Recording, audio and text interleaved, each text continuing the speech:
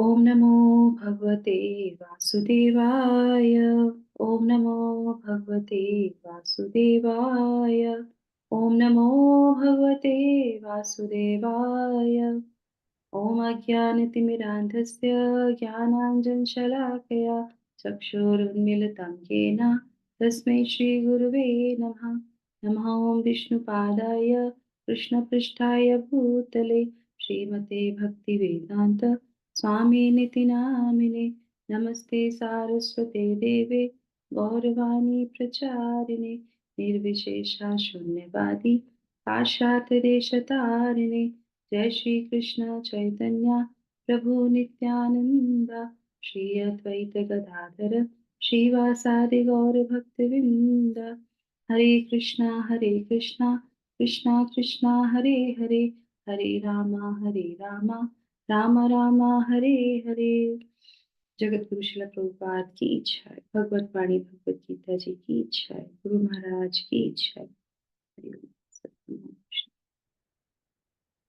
मुखं करोति वाचालं मनोरथं यत् श्री। हरे कृष्णा। सभी लोगों को मेरा बहुत बहुत सादर प्रणाम। आप सब लोग का बहुत बहुत अभिनंदन आज के सत्र में, इसमें कि हम लोग पढ़ने जा रहे हैं भगवान का जो है अध्याय, भगवत गीता जी के अध्याय 11 को आज हम प्रारंभ करने जाएंगे। बहुत असीम कृपा गुरु वृंद की, भगवान की, जिससे कि हम भगवत गीता के 10 अध्याय तक हमने भगवत गीता के इस यज्ञ को पूर्ण कर लिया एक साथ मिलके। और अब हम जो है प्रारंभ कर रहे हैं नया यज्ञ नए अध्याय के साथ।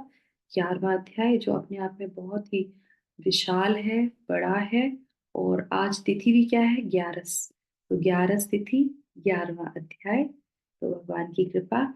तो विभूतियों को जानने के बाद अब हम भगवान के विराट रूप की व्याख्या सुनेंगे इस अध्याय में। तो ये अध्याय कैसे प्रारंभ होता है, तो पहले हम ये जानते हैं। तो जैसे कि हम लोगों ने भगवत गीता के जब 10वां अध्याय लास्ट वाला 42 श्लोका जब 10वें अध्याय का हो रहा था, तो अर्जुन जो वहां पे भगवान क्या कहते हैं कि अथवा बहुनीतेना किं ज्ञातेन तवार्जुन विष्टभ्या अहमिदं कृत्सन्मेकाशेन स्थितो जगत्। तो वो कहते हैं कि एक अंशेन स्थितः जगत। तो वो कहते हैं कि तुमने जितना भी सुना है, किंतु अर्जुन, तो इन सब की जरूरत भी नहीं है। क्यों? क्योंकि ये सारी चीजें सिर्फ एक अंश मात्र जो है, क्या है, ये संपूर्ण एक अंश मात्र में से जो है संपूर्ण जगत जो है मेरे ऊपर, मैंने इसको धारण कर रखा है, टिका हुआ है, धारण करता हूं मैं। तो जब हम सुनते हैं ऐसा, उनके मित्र भी हैं, उनके सखा भी हैं, भगवान भी हैं, कहते पूरा ब्रह्मांड अंश मात्र से जो भगवान ने उसको धारण कर रखा है। मन में जिज्ञासा आती है कैसे धारण किया होगा, कैसे धारण कैसे किया होगा। गोवर्धन को धारण करते हुए देखा हमने, भगवान ने पूरे जगत को कैसे धारण किया होगा, कैसे भगवान में सब चीज समाई होती होंगी, ये उनके अंदर जिज्ञासा। और जैसे कि प्रथम हमारी विभूति क्या थी कि भगवान परमात्मा के रूप में भगवान हृदय में बैठे हैं। तो भगवान क्या कहते हैं, अच्छा तुम देखना चाहते हो, तो भगवान 11वां अध्याय बताते हैं विराट रूप। तो भगवान इसमें भगवान अर्जुन को विराट रूप जो है बताते हैं। फिर जो है भगवान अर्जुन के प्रश्न से यह अध्याय शुरू होता है। ठीक है, तो इस अध्याय को हम आज हमने इसे प्रारंभ किया है। महात्म्य से हम इसको जानेंगे कि हर अध्याय को पढ़ने से पहले उसकी फल क्या होता है, भगवत गीता कितना हमारे लिए पुण्यदायक है, उसका एक श्लोक, उसका पठन जो हम डेली करते हैं वो कितना जो है आध्यात्मिक, कितनी जो है पापों को नष्ट करने वाला है। तो इस अध्याय में बहुत लंबा अध्याय है और इसमें भगवान ने अपना विकराल रूप दिखाया है। अब इस अध्याय को पढ़ने से क्या फल मिलता है वो हम आज पढ़ेंगे। और आप देखिएगा सिमिलर है बहुत, है ना, जैसा अध्याय वैसे ही उसका जो है महात्म्य और वैसा ही उसका फल। तो मैं स्क्रीन शेयर करूंगी और हम सब लोग मिलके एक एक करके इस अध्याय को, इस अध्याय का महात्म्य को पढ़ेंगे। ठीक है, हरे कृष्णा। तो आप लोगों को मेरी स्क्रीन दिखाई दे रही है? हरे कृष्णा। यस। ठीक है, तो शुरुआत करते हैं। एक पैराग्राफ में पढ़ती हूँ, उसके बाद फिर हम लोग जो है क्रमानुसार पढ़ेंगे। Glories of chapter 11। Hare Krishna माता जी। हाँ, यस, मैं पढ़ूं पहले एक ह- पैराग्राफ? हरे कृष्ण माता जी, थोड़ा सा अगर बड़ा हो जाए तो। ठीक है, श्योर। अभी अभी ठीक है? अभी ठीक है? माता जी थोड़ा सा और। थोड़ा सा और। तो मैं आपके टर्न पे थोड़ा और बड़ा करूंगी, इससे बड़ा करने से मेरी स्क्रीन से बाहर चला जाएगा ये, ठीक? ठीक है माता जी, अब दिख रहा है वैसे मुझे इतना, ठीक है, थैंक यू। इतना दिख रहा है। Thank you. ठीक है। अभी हम लोग पढ़ते हैं अध्याय 11 का महात्म्य, द ग्लोरीज ऑफ चैप्टर 11। तो जैसा कि हम जब जानते हैं कि ये जो महात्म्य है भगवान शिव जी पार्वती जी को सुनाते हैं, है ना, तो वो सुनती हैं।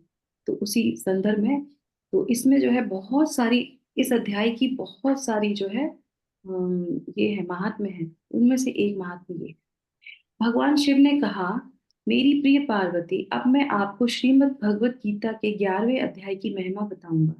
इसकी पूरी महिमा का वर्णन करना संभव नहीं है क्योंकि हजारों कथाएं हैं। मैं उनमें से केवल एक ही का वर्णन करूंगा। तो प्रणिता नदी के तट पर मेघनतारा नाम का एक बड़ा नगर है, जिसमें जगत ईश्वर का प्रसिद्ध मंदिर है। जगत ईश्वर अपने हाथ में धनुष लिए हुए हैं। मेघनकारा के उस नगर में सुनंद नाम का एक शुद्ध ब्राह्मण था, जो आजीवन ब्रह्मचारी था। ये समझ आगे बढ़िए।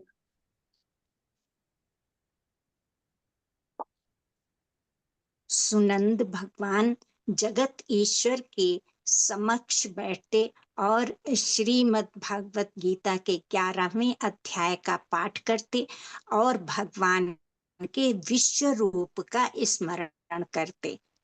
श्रीमद् भगवत गीता के उस 11वें अध्याय का पाठ करके उन्होंने अपनी इंद्रियों पर पूर्ण नियंत्रण प्राप्त कर लिया और भगवान जगत ईश्वर का निरंतर स्मरण करने में सक्षम हो गए।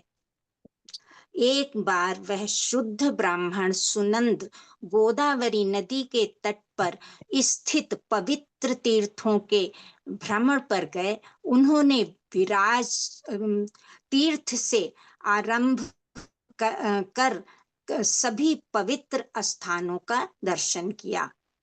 वे जितने पवित्र स्थानों में गए वहां पर उन्होंने स्नान किया और पीठासीन देवता के दर्शन किए।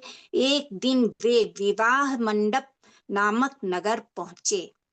उन्होंने अपने साथियों के साथ रहने के लिए जगह ढूंढी और अंततः उस नगर के बीच में उन्हें एक धर्मशाला मिली, जहां वे सभी उस रात्रि विश्राम किए। अतः जब सुनंद उठा तो देखा कि उसके सारे साथी जा चुके थे। उनको ढूंढते हुए वह नगर के मुखिया से मिले, जो तुरंत उनके चरणों में गिर गए और कहा, हे महान ऋषि, मैं यह नहीं कह सकता कि आपके साथी कहाँ गए हैं, लेकिन मैं आपको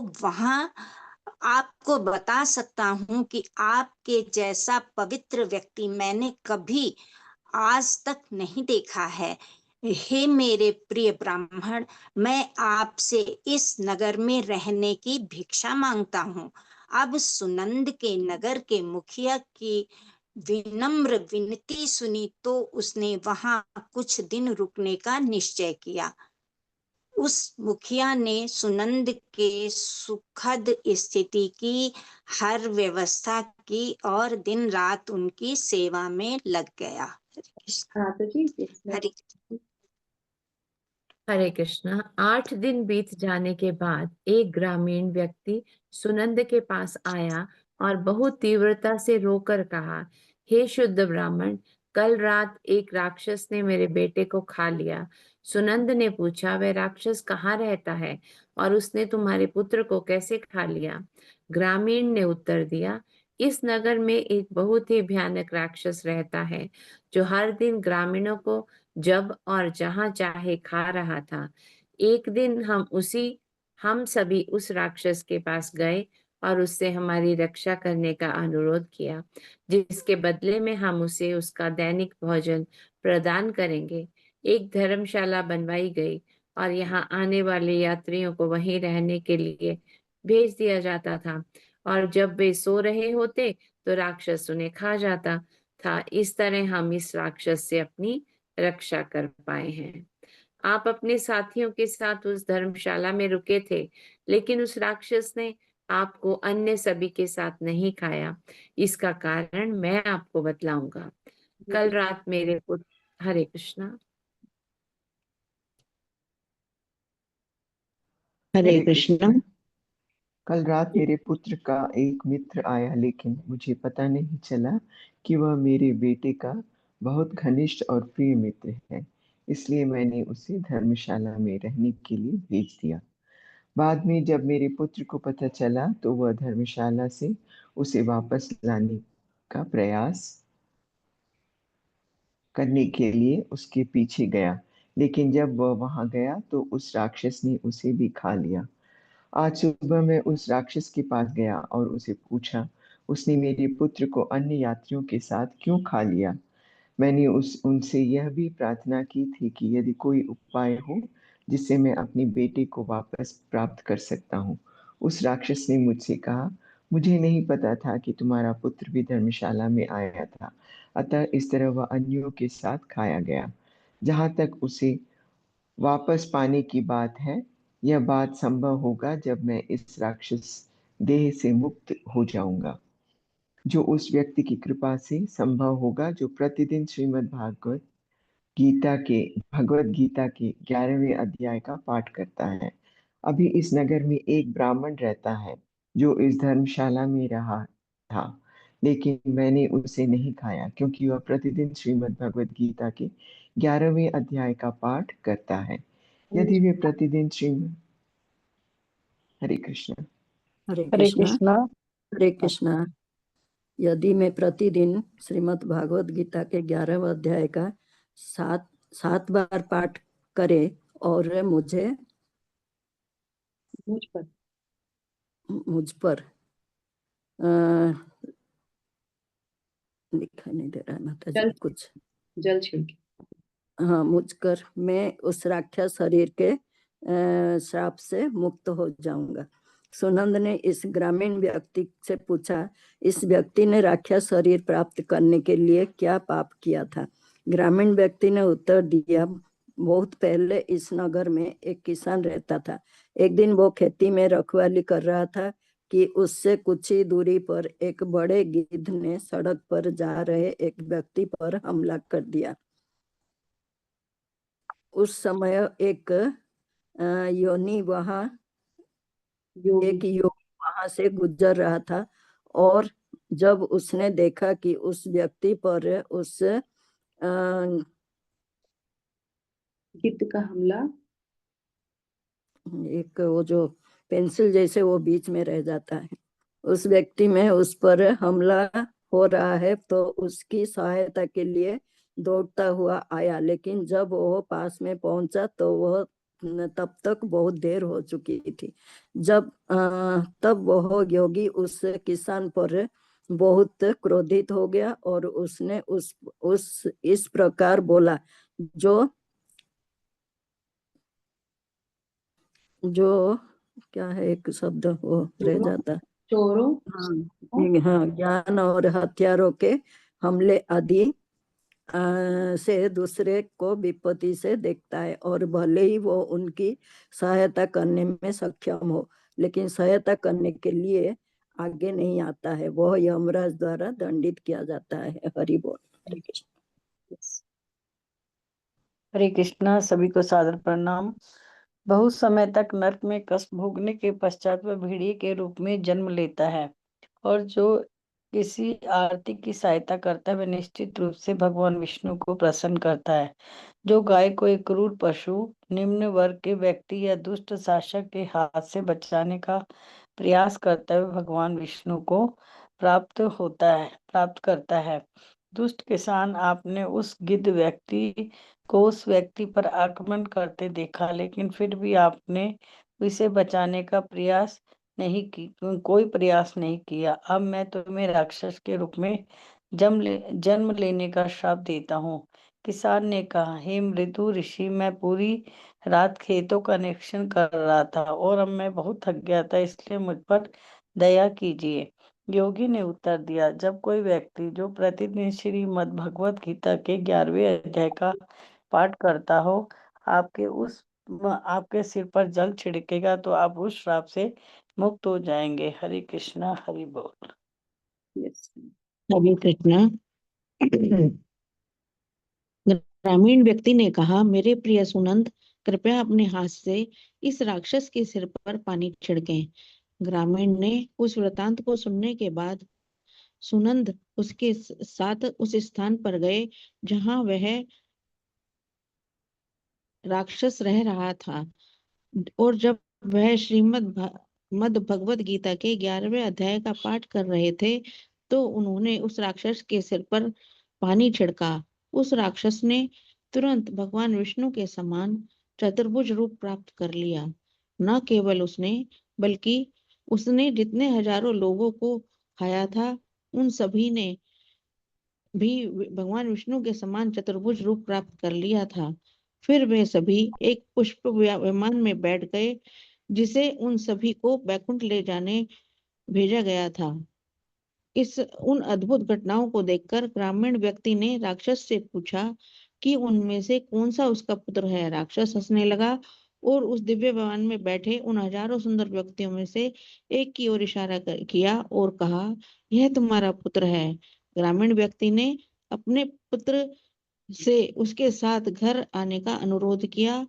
पिता की प्रार्थना को सुनकर पुत्र ने मुस्कुराते हुए उत्तर दिया, मेरे प्रिय श्रीमान, कई बार आप मेरे पुत्र और मैं आपका पुत्र हुआ हूँ, किंतु अब इन शुद्ध भक्त सुनंद की कृपा से मैं जन्म एवं मृत्यु के चक्र से मुक्त हो गया हूँ और अब मैं वास्तविक घर बैकुंठ जा रहा हूँ। प्रिय श्री और है के लिए हरे कृष्णा माता जी।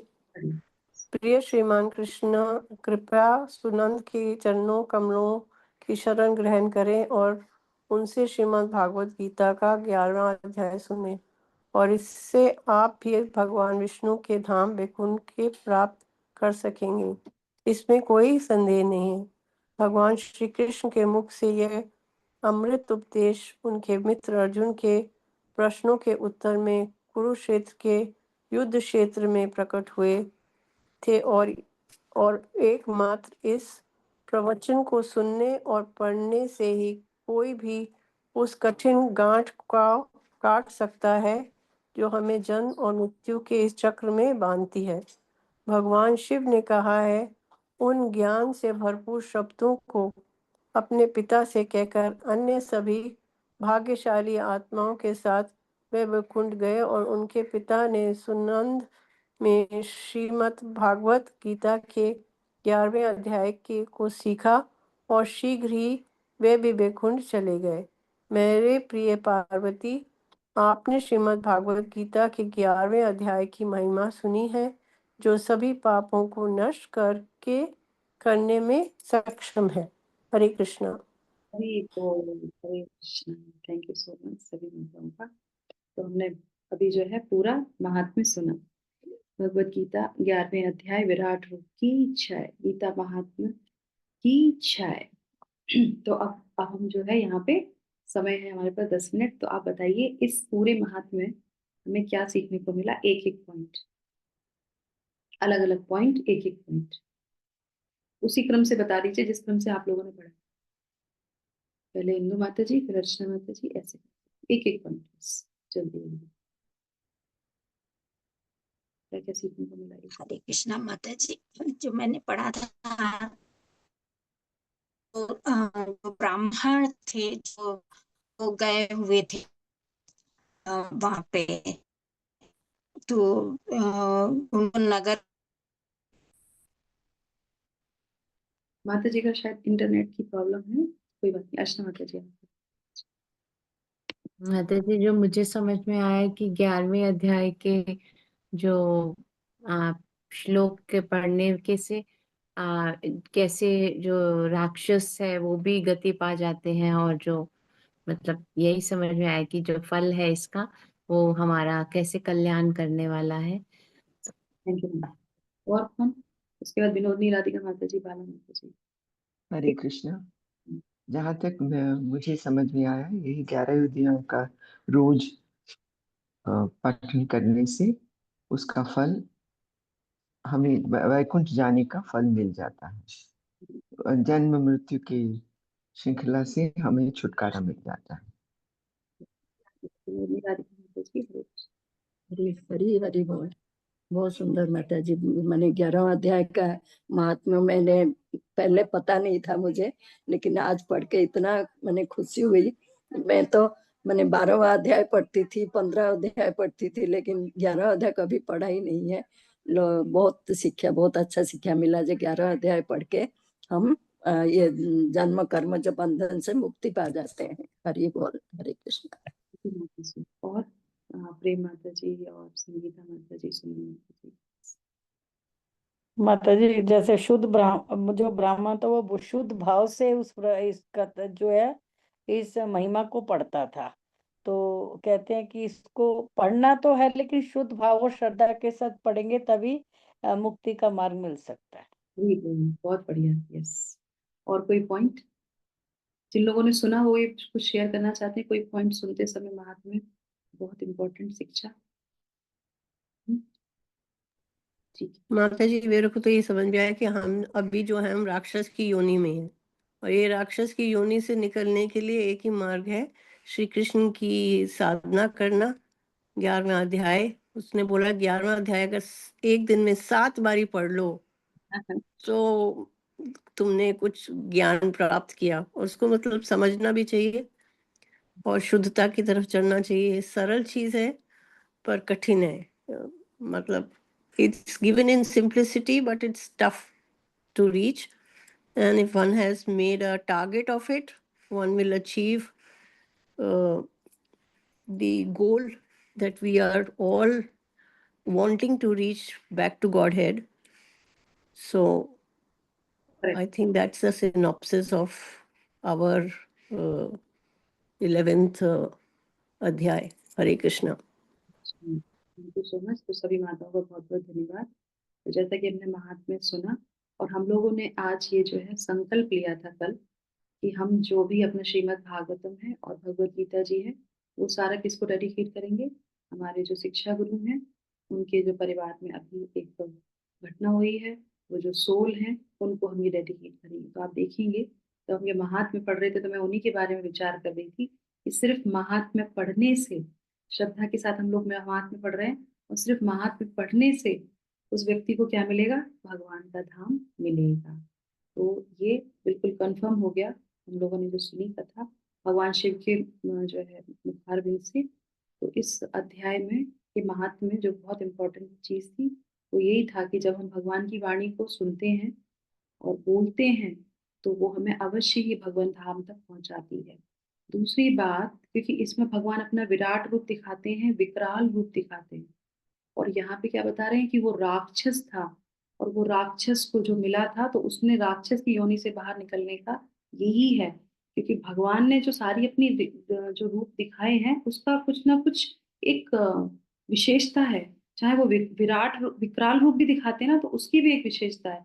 तो इस अध्याय में आप देखेंगे 19 श्लोका से भगवान अपने विकराल रूप को दिखाते हैं जो बहुत ही ऐसा होता है कि अर्जुन घबरा जाते हैं उसको देख के। तो इस तरीके से जो है, पर वो राक्षस की भी उससे मुक्ति हो जाती है। दूसरा, कोई भी चीज हम जब नियम पूर्वक करेंगे, जैसे माता जी बोल रही थी कि हम लोग को 7 बार पढ़ना चाहिए, पर देखिए भगवान की कितनी असीम कृपा है हम भक्तों पे।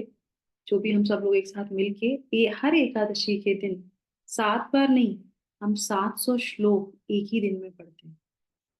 भगवत गीता के 700 श्लोकों का पारायण करते हैं, उसको सुनते हैं प्रति एकादशी के दिन। तो ये भी अपने आप में भगवान की कितनी अच्छी कृपा है हम सबके ऊपर कि हम उसको कर पाते हैं, उस यज्ञ को कर पाते हैं। तो जो भी चीज रिपीटेडली की जाती है उसमें शक्ति आ जाती है। तो उस राक्षस को बाहर निकालने के लिए, उस योनि से बाहर निकालने के लिए, उससे मुक्ति के लिए क्या था? उसको शक्ति की आवश्यकता थी। और शक्ति किसमें आएगी? उसमें नहीं जो बिना श्रद्धा से पढ़ रहा है। पढ़ते तो सभी हैं, कर्म कांड के रूप में पढ़ेंगे तो शक्ति नहीं आएगी, तब भी शक्ति आ जाती है पर उसका अलग प्रभाव होता है। श्रद्धा से जो भगवत गीता जी को पढ़ता है सुनता है तो उसमें जो शक्ति आती है, तो अगर हम भगवत गीता पढ़ते पढ़ते किसी पे पानी छिड़क देंगे तो वो भी फलीभूत हो जाएगा। करेक्ट। तो इसमें वो बता रहे हैं। तो दूसरे तो ये पॉइंट हो गया कि जब श्रद्धा से रिपीटेडली बहुत भाव से उसको पढ़ता है तो इससे हमें शिक्षा क्या मिलती है। जब हम जपा करते हैं, हम कब से जपा करते आ रहे हैं, कब से जपा करते आ रहे हैं, रिपीटेडली भगवान का नाम ले रहे हैं, ये भी भगवान का नाम, वो भी भगवान का नाम, ये भी भगवान के जो है मुख से निकला हुआ है, वो भी भगवान का नाम हम अपने मुख से निकालते हैं, तो कितनी शक्ति आती है। तो जब हम भगवान का जपा करते हैं तो उसका भी प्रभाव हमारे जीवन पे आता है। तो हमें अपना जपा भी उसी ध्यान से श्रद्धा से करना चाहिए, क्योंकि हम रिपीटेडली कितने सालों से और आगे अपनी अंतिम सांस तक भगवान का नाम लेते जाएंगे, तो उसमें पूरी पूरी शक्ति है। तो उसका हमें जो है यहाँ पे शिक्षा मिलती है। दूसरा जो इस अध्याय में था कि उसको श्राप कैसे मिला, वो राक्षस योनि में कैसे चला गया। जैसे सुमन माता जी ने बोला कि हम सब लोग राक्षस हैं, तो करेक्ट सही बोला उन्होंने। हम लोग राक्षस क्यों हैं, क्योंकि आजकल हम देखते हैं कि अगर किसी पे कुछ यातना हो रही होती, किसी को कुछ दुख हो रहा होता है, कोई बहुत तकलीफ में होता है, तो हम क्या करते हैं, हम सिर्फ अपने बारे में सोचते हैं, हम अपना प्रोटेक्शन देखते हैं, सामने वाले का नहीं देखते हैं। तो वो कहते हैं वो भगवान कहते हैं वो दंडनीय होता है। तो क्या क्या बताया था कि किसी को जो है आग में कोई तड़प रहा हो, किसी अस्त्र शस्त्र से उसको कोई प्रहार किया जा रहा हो, और क्या था, और क्या था, मुझे भी याद नहीं आ रहा। अस्त्र शस्त्र से था, आग से था, और किसी भी मतलब याद हमें, तो वहां पे तो गिद्ध था, तो वो गिद्ध आके उस व्यक्ति को नोचता है, तो मतलब उस समय बहुत परेशानी में होता है, वो किसान उसकी सहायता नहीं करता है, तो उसको वो श्राप मिलता है। और हम लोग अभी देखेंगे, हम लोग फोटोज बनाते हैं, वीडियोज बनाते हैं, जब कोई सामने कोई परेशानी में होता है, तो इससे हमें बहुत अच्छी शिक्षा मिलती है कि ये भगवान के नियम के खिलाफ है कि अगर आप कोई परेशानी में हैं और हम सब सब कर सकते हैं सहायता, और अगर हम नहीं कर रहे हैं तो वो जो है जरूर दंडनीय होगा, उसको जो है यमराज जी के द्वारा दंड मिलेगा ही मिलेगा। और जो सहायता करते हैं यथासंभव, जैसे उसमें लिखा था, वो भगवान विष्णु को अति प्रिय होते हैं। तो ऐसे भक्तों के जो हम लोग पढ़ रहे हैं आध्यात्म जो उसमें है, तो हमें हमेशा ध्यान रखना चाहिए यथासंभव जैसे भी, जब भी जिसकी भी सहायता कर सकते हैं जरूर करनी चाहिए। भगवान बाकी भगवान सब कुछ टेक केयर करेंगे, पर जैसे जिसकी हो सके वैसे जरूर सहायता करनी चाहिए। किसी को भी पीड़ित देखते हुए अगर हम उसकी सहायता ना करें तो ये बहुत बड़ा अपराध है हमारे जीवन में। तो वो हम चाहे भगवत गीता पढ़ रहे हो चाहे कुछ भी पढ़ रहे हो, पर हमें सहायता अवश्य करनी चाहिए। ठीक है, तो इस पॉइंट के साथ हम लोगों ने इसको यहाँ पे पूर्ण किया। हरे कृष्णा, हरिओम तत्सत। तो अगर आप चाहें तो बस एक ही मिनट रहेगा, तो कल हम लोग क्या करेंगे, कल हम लोग इसका जो है पूरा ओवरव्यू लेंगे, इसका एक्रोनिम जानेंगे, और इस क्यों अर्जुन ने ये प्रश्न पूछे, ये अध्याय का मुख्य क्या है, उसके बारे में जानेंगे। कोशिश मैं करूंगी पीडीएफ लगाने का, जिससे कि आप लोग उसको नोट डाउन कर लो, या कभी भी आप रिकॉर्डिंग देखो तो आपको पीडीएफ के माध्यम से वो दिख जाए। करेक्ट।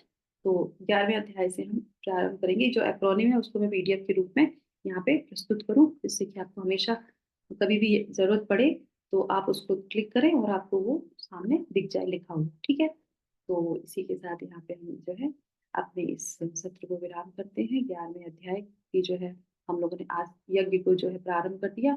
यथारूप भगवान से प्रार्थना है, गुरु से प्रार्थना है कि हम इसको कंटिन्यूशन में लेके जाए। हरे कृष्णा कृष्णा कृष्णा हरे हरे, हरे रामा राम रामा हरे हरे। जगत गुरु शिला प्रभुपाद की जय। भगवत वाणी भगवत गीता जी की जय। 11वें अध्याय विराट रूप की जय। हरिओम तत्सत। हरे कृष्णा। आप सब लोग का दिन शुभ हो, मंगलमय हो। और आज एकादशी है, तो एक अनाउंसमेंट, कल है वामन द्वादशी। और वामन द्वादशी पे क्योंकि हम लोग द्वादशी को व्रत नहीं करते हैं, तो आज 12 बजे तक हम लोग कंप्लीट रखेंगे व्रत, यानी कि 12 बजे तक नो वाटर, निर्जला रखिए अगर रह सकते हैं तो, नहीं तो फल से रख लीजिए, कोशिश करिए कुछ ना खाइए। 12 बजे तक द्वादशी के मूड में इसको कंप्लीट कीजिए, और उसके बाद एकादशी अपनी कंटिन्यू कीजिए। कल जो समय है पारायण का उसमें पारायण कीजिए, तो द्वादशी का भी व्रत हो जाएगा, आज एकादशी का भी व्रत हो जाएगा।